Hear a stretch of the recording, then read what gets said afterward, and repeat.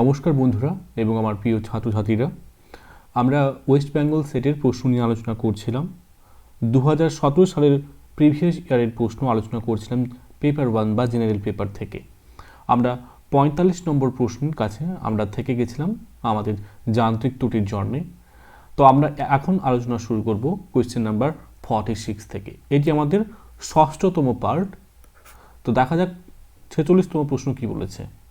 Which of the following, নিচের মধ্যে কোনটি ইজ নট কারেক্ট। ভালো করে দেখতে হবে, এটা বলেছে ইজ নট কারেক্ট, কোনটি সঠিক নয়। In respect of the function of UGC, ইউজিসির তার কাজের নিরিখে এদের মধ্যে কোনটি ইউজিসির কাজ নয়। অর্থাৎ ইউজিসির এই চারটির মধ্যে তিনটি কাজ ইউজিসি যেটা করে থাকে, একটি কাজ যেটা ইউজিসি করে না। প্রথম বলছে coordinating university education in the country, অর্থাৎ একটা দেশের মধ্যে বিশ্ববিদ্যালয়গত যে শিক্ষাগুলোকে একটার সাথে একটাকে সঙ্গতি রাখার জন্যে ইউজিসি নামক একটি স্ট্যান্ডার্ড বডি কাজ করে চলেছে। কারেক্ট অ্যান্সার এটি, অর্থাৎ এটি ঠিকই। Regulating minimum standards at higher education level, অর্থাৎ উচ্চশিক্ষার ক্ষেত্রে একটা স্ট্যান্ডার্ড মেনটেন রাখার জন্য ইউজিসি কাজ করে থাকে, এটাও সঠিক। তারপরে বলছে not acting as advisory body between the centre and state governments for development of higher education, উচ্চশিক্ষার ক্ষেত্রে রাজ্য এবং কেন্দ্র বিশ্ববিদ্যালয়গুলি রয়েছে, তাই রাজ্যের সাথে কেন্দ্র সরকার সংযুক্তভাবে বা সমন্বয়ভাবে উপদেশের মাধ্যমে উচ্চশিক্ষাকে উচ্চ পদে নিয়ে যায় না। নট অ্যাক্টিং মানে নিয়ে যায় না, এটা ভুল। বরং ইউজিসি সেন্ট্রাল এবং স্টেট ইউনিভার্সিটিকে অ্যাডভাইসরি দিয়ে থাকেন এবং সেক্ষেত্রে যাতে ইউনিভার্সিটির পড়াশোনার ক্ষেত্রে মানদণ্ড বজায় থাকে এই কাজটা করে থাকে। কিন্তু এখানে নট অ্যাক্টিং বলেছে, তার মানে এটা কারেক্ট নয়, কারণ এটা অ্যাক্টিং করে, তাই আমাদের রাইট অ্যান্সার এটা হবে। কারণ আমাদের এখানে বলেছে কোনটা সঠিক নয়, এটাই হচ্ছে সঠিক। কোনটা সঠিক বলছে, কোনটা ভুল এখানে রয়েছে, এটি ভুল। আরেকটা দেখে নিই কি রয়েছে, disbursing grants to the universities and colleges. হ্যাঁ, ইউজিসি কাছ থেকে গ্র্যান্ট আসে এবং সেই গ্র্যান্টগুলোকে কাজে লাগিয়ে ইউনিভার্সিটি এবং কলেজগুলিতে তাদের শ্রীবৃদ্ধি করে থাকে। তাহলে এই তিনটি কিন্তু পজিটিভ আর নেগেটিভ হচ্ছে এইটা, তাই এইটা হচ্ছে right answer, is not correct. Clear? আশা করি বুঝতে পেরেছ। নেক্সট প্রশ্নে যাই। নেক্সট প্রশ্ন হচ্ছে 47, বলছে which one of the following is not correct concerning the objectives of RUSA. Okay, রুশাও একটা ইউজিসির ন্যায় তারা ফান্ড প্রদান করে থাকে, রাষ্ট্রীয় উচ্চশিক্ষা অ্যাসোসিয়েশন বলা যেতে পারে। তো এনার কাজ কি করেন, বা এনার এখানে বলা হয়েছে ইজ, এখানেও সেই বলেছে ইজ নট কারেক্ট, মানে এর কাজগুলি তিনটি রয়েছে সঠিক কাজ, একটি ভুল কাজ রয়েছে, সেটাকে বাঁচতে হবে। বলছে রুশা কি করে, to ensure reforms in the affiliation and examination matters, অর্থাৎ বিভিন্ন ক্ষেত্রে সংশোধনমূলক কাজ রিফর্ম করে থাকে, বিশেষ করে এক্সামিনেশন ম্যাটার এবং অ্যাপ্লিকেশনের ক্ষেত্রে রুশা কিন্তু এরা করে থাকে, তাই এটা সঠিক, এটা কারেক্ট, ইজ নট কারেক্টে নয়।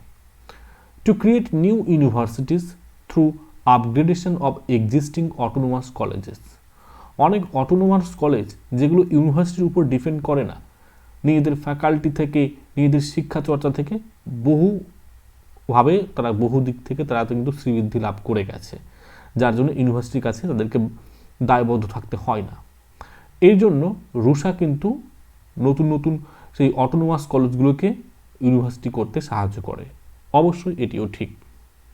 তারপরে বলছে to recommend closure of higher education institution for not in conformity with prescribed norms and standards, অর্থাৎ পড়াশোনার যে রীতিনীতি অনুযায়ী বা পড়াশোনার যে ধাপ অনুযায়ী তাদের কেমন পড়াশোনা হচ্ছে না হচ্ছে সেটাকে দেখে একটা উচ্চশিক্ষা প্রতিষ্ঠানকে বন্ধ করে দেওয়া বা তার লাইসেন্স কেটে নেওয়ার মতো, যেরকম কোম্পানির বা কোনো দোকানদার হয়ে থাকে, সেরকম তার ক্ষমতা থাকে শিক্ষাক্ষেত্রে সেটাকে বন্ধ করে দেওয়ার। না, রুশার পক্ষে এটা সম্ভব নয়। রুশা ক্লোজার করতে পারে না হায়ার এডুকেশনকে, এবং সেটার নর্মসগত হয়েছে কি না হয়েছে এগুলো দেখে বিচার করার তার কোনো অধিকার নেই। এটার জন্য ইউজিসি রয়েছে, তাই এইটা বলতে পারি ইজ নট কারেক্ট, এটা কারেক্ট নয়, তাই না? আমরা তাই দেখলাম, তাহলে এটা হচ্ছে আমাদের রাইট অ্যান্সার। আরেকটা অপশন দেখে নিই, বলছে two adopt accreditation as mandatory quality assurance framework. তো অ্যাক্রেডিশন করার জন্য ম্যান্ডেটরি এটা কোয়ালিটি, তো রুশা এটা করে থাকে। রুশার মাধ্যমে আমরা দেখে থাকি যে একটা যে এডুকেশন স্ট্রাকচার, যেটা নর্মাল ধরো স্ট্রাকচার রয়েছে, সেখানে ইলেকট্রনিক বেসড আইসিটি বেসড করার জন্য এটা কিন্তু অ্যাক্রেডিশন করতে, অর্থাৎ সেটাকে তার মানগত বৃদ্ধির জন্য বা মানগত বিকাশ লাভের জন্য চেষ্টা করে থাকে রুশা। তাহলে এগুলো সব হচ্ছে রাইট, আর এই একমাত্র ডিসিটা হচ্ছে রং অ্যান্সার। এবার আমরা চলে যাচ্ছি 48, কোয়েশ্চেন নাম্বার 48। এখানে আবার সেই লিস্ট মিলাতে বলেছে, তো দেখা যাক এখানে লিস্ট 1 লিস্ট 2 রয়েছে। তো আমরা দেখতে পাচ্ছি বিশেষ করে বাম দিকে ইউনিভার্সিটিগুলোর বা সেন্টারগুলির নাম রয়েছে, আর অন্য প্রান্তে দেখতে পাচ্ছি বা লিস্ট 2তে দেখতে পাচ্ছি তাদের প্লেস। তো সব থেকে আমরা ইজি জিনিস খুঁজব। ইজি জিনিস কী রয়েছে, যেমন আমরা যদি চলে আসি document research and training centre, এই মূলত ট্রেনিং সেন্টারগুলি গবেষণাগুলি অধিকাংশ হয়ে থাকে বেঙ্গালুরুতে। আর প্রথম অপশান পেয়ে গেলাম। এবারে দ্বিতীয় অপশান আসি যে এই যে আমরা institute of minerals and materials technology বলছি, তো এই দিক থেকে সব থেকে বেশি বিখ্যাত, যেহেতু সেখানে লবণাক্ত ভূমি রয়েছে এবং টেকনোলজিও ইমপ্রুভ, তার জন্য এটা ভুবনেশ্বর। এইরকম কোথায় দেখা যায়? ভুবনেশ্বর। তাহলে আমরা দুটো পেলাম, তো দুটো লিখে দেখি অ্যান্সারটা মেলাতে পারি কি না। আমার হিসেব অনুযায়ী সি হবে 2, সি হবে 2। আচ্ছা, এটাকে সি হবে 2, এটা আছে। তারপরে বলছে কি, বলছে যে এ হবে 4, এ হবে 4, দেখি আছে কিনা। এ কি 4 হবে? এ 4 এখানে, তার মানে অর্থাৎ এখানে আরেকটা 2 আছে, এখানেও 2 আছে, আরও কনফিউশন। আরেকটা আমাদেরকে বার করতে হবে, দুটো হলে হবে না, আরেকটা বের করে নিলে আমাদের অ্যান্সারটা বেরিয়ে যাবে। তো যদি ভালো করে অপশানগুলো দেখি, এই যে অ্যাস্ট্রোনমি, অ্যাস্ট্রোফিজিক্স, এগুলো কিন্তু ইন্টারেস্টিং পার্ট, এবং যেগুলি মূলত পুনেতে হয়ে থাকে, পুনেতে। তাহলে আমাদের বি অপশান 3 বেরোলো। দেখা যাক বি অপশান 3 কোথাও আছে কিনা। বির অপশান 3 এই জায়গায় রয়েছে। তার মানে বলতে পারি যে এটি ও হবে না, এটিও হচ্ছে না। তাহলে কোনটি হতে পারে? 4 আছে, 2 আছে, এবার বিটা 3 এখানে দেখতে পাচ্ছি, কারণ এখানে করতে গেলে এখানে 4 নেই, আবার এটি করতে গেলে 2 আছে কিন্তু 3 নেই। কারণ আমাদের যদি গঠন দেখে স্ট্রাকচার, ডিটা কিন্তু মিলে যাচ্ছে। তাই বাকি জিনিসটা থাকলো সেটা কোথায়? ইন্টার ইউনিভার্সিটি এক্সিলেটর, যেটা হচ্ছে নিউ দিল্লিতে। ক্লিয়ার? আশা করি বুঝতে পেরেছো। এগুলো ফ্যাকচুয়াল কোশ্চেন, ফ্যাক্ট বেসিস। এগুলো রীতিমতো প্রশ্ন আসে না, এগুলো আগেকার সময় আসতো। এবারে বলছে দ্য কম্পিউটার জাগরণ বা জারগন, যেটা হচ্ছে WWW, 4টে ডব্লিউ। আমরা তো 3টা ডব্লিউ জানতাম, তাহলে এই 3টা ডব্লিউ বা 4টা ডব্লিউর মানেটা কি? এখানে খুব ইজি, ওয়ার্ল্ড ওয়াইড ওয়েব ওর্ব। আসলে যখন সার্চ ইঞ্জিন ছিল না, তো প্রথম যে এই ওয়ার্ল্ড ওয়াইড ওয়েব বা যেটাকে আমরা বলি world wide web, okay, world wide wild life web নয়, ওয়ার্ল্ড ওয়াইড ওয়েব, ঠিক আছে। তো সেটার আগে পূর্বে সার্চ ইঞ্জিনের নাম ছিল এইটা, WWW নাম ছিল। এবং আমরা দেখলাম যে এইরকম সার্চ ইঞ্জিন এই ডব্লিউডব্লিউ ছিল, কিন্তু তবে এরা অনেক দিন যাবৎ এটাকে কিন্তু সার্চ ইঞ্জিন নামে মার্কেটে আনা হয়নি। তবে যখন মার্কেটে বা আমরা যদি বলতে পারি বাজারে বা তৎকালীন সমাজে এই সার্চ ইঞ্জিন অন্যান্য যেমন এই বিঙ্গো, ইয়াহু যখন বেরিয়ে গেল, তখন এর প্রাধান্যতা আরও বিস্তৃতি লাভ করলো। নেক্সট প্রশ্নে যাই। নেক্সট প্রশ্ন কি আছে? Question number 51। কোশ্চেন নাম্বার 51 কি বলছে দেখো নাও।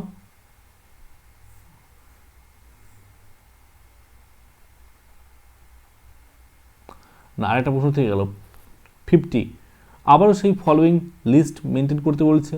দেখো এখানে টুইটার, গুগল, অ্যামাজন, ফায়ারওয়াল, এখানে তাদের বলতে গেলে তাদের যে ট্রেন্ডগুলো দিয়েছে। আচ্ছা, অ্যামাজন অনলাইন শপিং, এটা নিয়ে তো কোনো প্রশ্নই নেই। আচ্ছা, গুগল তো সার্চ ইঞ্জিন, ওকে। টুইটার, এটা তো সোশ্যাল নেটওয়ার্কিং সিস্টেম, তাহলে ফায়ারওয়াল নিশ্চয়ই কোনটা হবে? Network security. তো দেখে নিই আমাদের এই অপশানগুলো কোনটাতে রয়েছে। আমরা দেখতে পাচ্ছি যে অপশান ডিটাতে কিন্তু রয়েছে, ভালো করে দেখে নাও, অর্থাৎ এ হচ্ছে 4 হয়েছে। নেক্সট প্রশ্ন যাই, প্রশ্ন নম্বর 51 কি বলছে? যে ট্রানজিটরস, এই ট্রানজিটরস কি? ট্রানজিটরস অ্যাকচুয়ালি এগুলো হচ্ছে সেমিকন্ডাক্টর ডিভাইস, সাধারণত যেগুলি সুইচ অর্থাৎ ইলেকট্রনিক্যাল সুইচ গতভাবে সিগন্যাল দিতে এবং পাওয়ার দিতে ব্যবহার করা হতো ট্রানজিটার, এই ট্রানজিটার। তো এগুলো কোন ধরনের কম্পিউটার ব্যবহার করা হতো? বলছে ফার্স্ট জেনারেশন, প্রথম জেনারেশন, সেকেন্ড জেনারেশন, ফোর্থ আর ফিফথ। এটা অ্যাকচুয়ালি সেকেন্ড জেনারেশনের জন্য। তো এটা সেকেন্ড জেনারেশন কেন? এটা আমরা লক্ষ্য করে থাকি সেই ধরনের সেকেন্ড জেনারেশনে যেরকম ধরনের কম্পিউটার ছিল, তাদের মাদারবোর্ড দেখে বুঝতে পারা যেত ট্রানজিটারগুলো কেমন রয়েছে। এবারে আসি 52, which is the full name of the abbreviated FTP. এটা খুবই সহজ। এফটিপি পুরোপুরি একবারে অধিকাংশ সময় এই জায়গায় আমরা দেখেছি যে ফুল ফর্মগুলো খুবই গুরুত্বপূর্ণ, বিশেষ করে এই এফটিপি এর নিয়ে কিন্তু যখন আমি নেটের প্রশ্ন আলোচনা করছিলাম প্রিভিয়াস ইয়ারের, তখন আমরা দেখেছিলাম এফটিপি নিয়ে প্রশ্ন আসতে। তো এখানে খুব ইজি উত্তর, ফাইল ট্রান্সফার প্রোটোকল মূলনি। আমি তোমাদের কম্পিউটার টার্ম নিয়ে আলোচনা করছিলাম, ব্যস্ততার কারণে আমি করতে পারিনি, বাকিগুলো আমি করে দেবো তোমাদের। 53 প্রশ্নে আসি, যে বলছে ওয়ার্ড প্রসেসিং। এই যে ওয়ার্ড প্রসেসিং হয়, স্প্রেডশিট হয়, ফটো এডিটিং হয়, তো এগুলো কি? এগুলোকে কি বলে? Application software, system software, operating system software, platform software.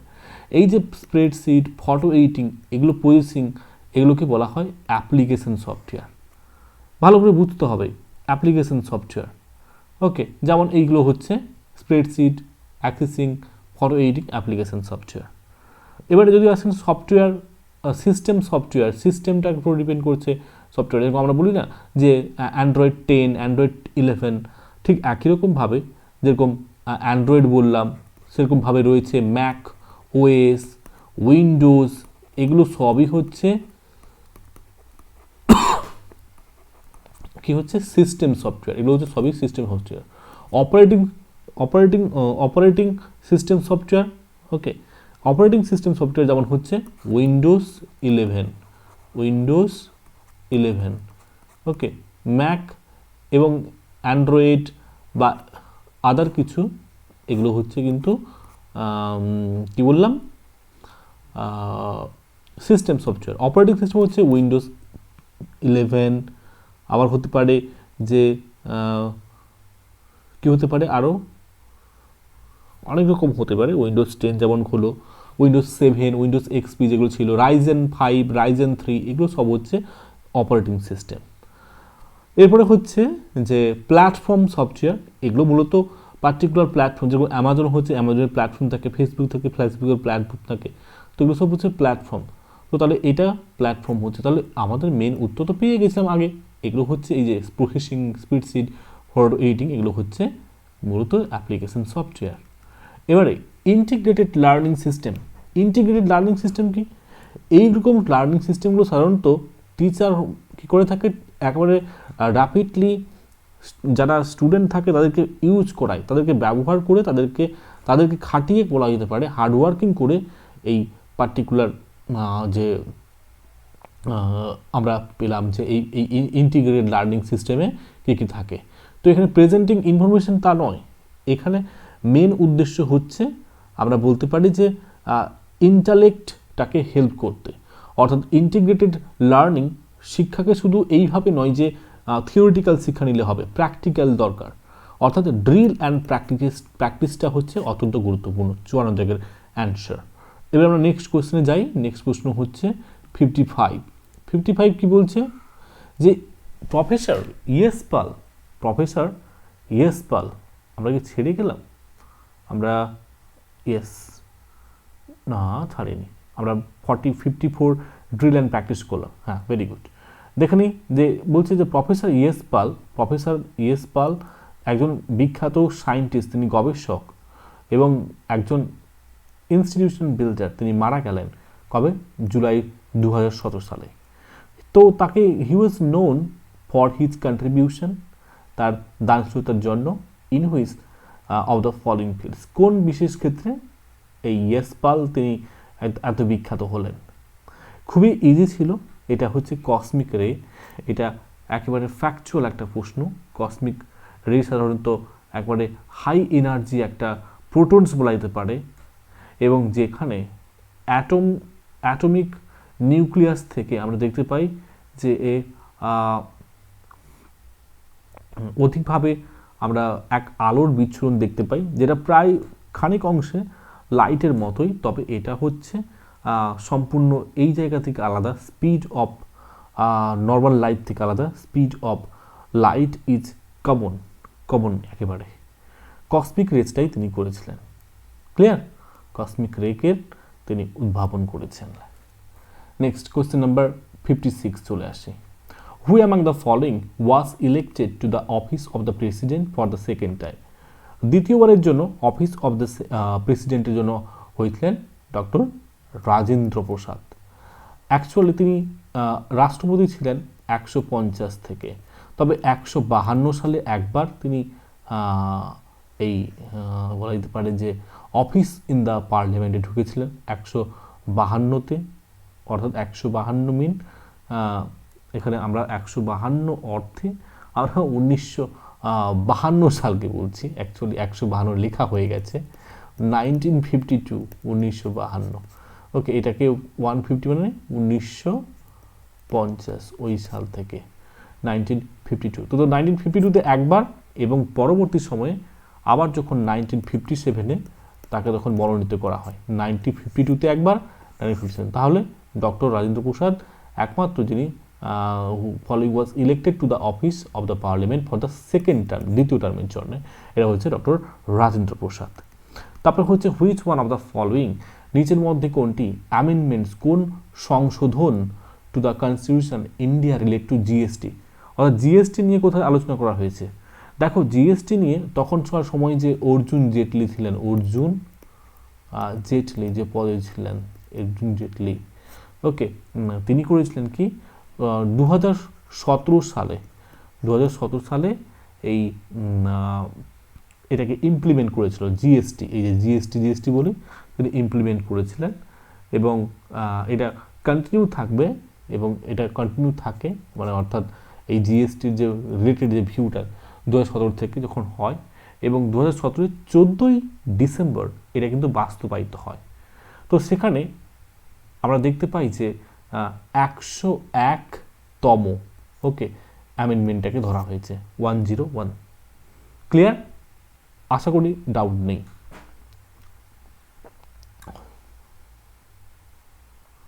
Next যাই। আগের প্রশ্নটা কিন্তু ফ্যাকচুয়াল, বেশি ভাবার দরকার নেই। ক্লিয়ার? ফ্যাকচুয়াল প্রশ্ন এত আসে না। এবার আসছে 58 প্রশ্ন। Which state has the distinction of having the countries first IIT and IIM? তো দেশের প্রথম আইআইটি এবং প্রথম আইএম কোন রাজ্যে এটা রয়েছে বলে তাদের স্বতঃস্ফূর্ততা বা তাদের বিশেষ গুরুত্ব দেওয়া?